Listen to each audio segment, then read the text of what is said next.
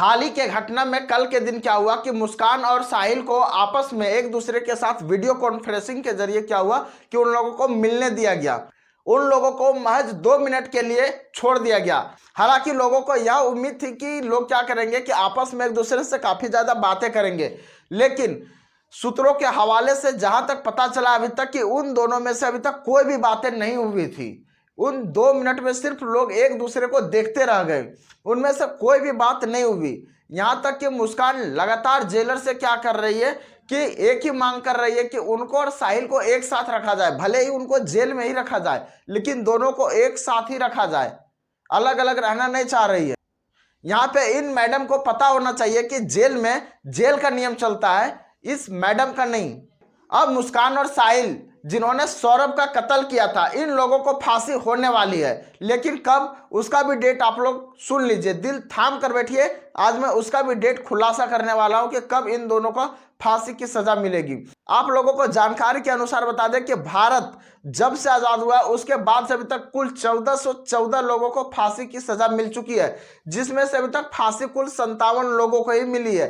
बाकी रेस्ट जो है उन लोग क्या है कि अभी भी बचे हुए हैं, उन लोगों को अभी भी फांसी नहीं हुई है, वे अभी भी जेल में सड़ रहे हैं, जिसमें से 57 लोगों में से महिला एक भी नहीं है। टोटल के टोटल इनमें से पुरुष ही है। महिला में से सबसे पहले फांसी होने वाली थी शबनम की। कुछ इसी तरह की घटना शबनम के साथ भी मिलता जुलता हुआ प्रतीत होता था, जिन्होंने अपने ही परिवार के लगभग 7 सदस्यों की उन्होंने हत्या कर दी थी अपने प्रेमी के साथ मिलकर। सुप्रीम कोर्ट ने शबनम को भी फांसी की सजा सुना दी है, लेकिन उन्होंने राष्ट्रपति के पास में क्षमा याचिका दायर की हुई है, जो काफी लंबा प्रोसेसिंग में चल रहा है, अभी भी वो पेंडिंग ही पड़ा हुआ है। और इस तरह से भारत के अभी भी एक भी महिला को अभी तक फांसी पर नहीं लटकाया गया है। अब हम लोगों को देखना है कि भारत की पहली महिला कौन होगी जो फांसी पर लटकेगी, शबनम या मुस्कान। हालांकि आजादी के बाद भारत में सबसे पहले फांसी दी जाने वाले व्यक्ति नाथूराम गोडसे थे, और सबसे अंतिम में जो फांसी दी गई है वो 19 मार्च 2020 ईस्वी को निर्भया हत्याकांड में शामिल 4 लोग जो थे उन्हीं को दी गई है।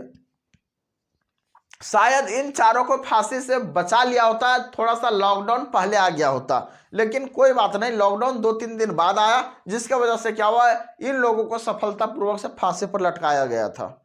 जिस प्रकार से निर्भया हत्याकांड में लगभग 8-10 साल के बाद से इन लोगों को सजा मिली फांसी की, उसी तरह से सौरभ हत्याकांड में कम से कम 8-10 साल के बाद ही इन लोगों की सजा हो पाएगी। इसलिए सनी देओल कहते हैं कि तारीख पे तारीख, क्योंकि अभी ये जिला न्यायालय में भी ये केस चल रही है, और जिला न्यायालय इतना सक्षम नहीं है कि वो उन्हें फांसी की सजा तुरंत सुना सके, और उसी के पश्चात से तुरंत हाई कोर्ट भी उसको क्या करे, फांसी की सजा सुना दे और सुप्रीम कोर्ट में भी चला जाए। एक चीज आप लोगों को जानकारी के लिए बता दें कि जिला न्यायालय से फांसी की सजा नहीं दी जा सकती है, उसको फाइनल करने के लिए पुनः हाई कोर्ट में अपील करना ही पड़ता है। और दोषियों को सजा में इतनी लेट के कारण से क्या होता है, उनके दिन प्रतिदिन मनोबल जो होता है बढ़ते जाता है, इतने ज्यादा कुकर्म होते हैं कि कुछ कहना नहीं है। समझ सकते हैं कि आजादी के बाद से हमारे देश में केवल 57 ऐसे मामले हुए हैं जिसमें फांसी देने लायक हुआ हो।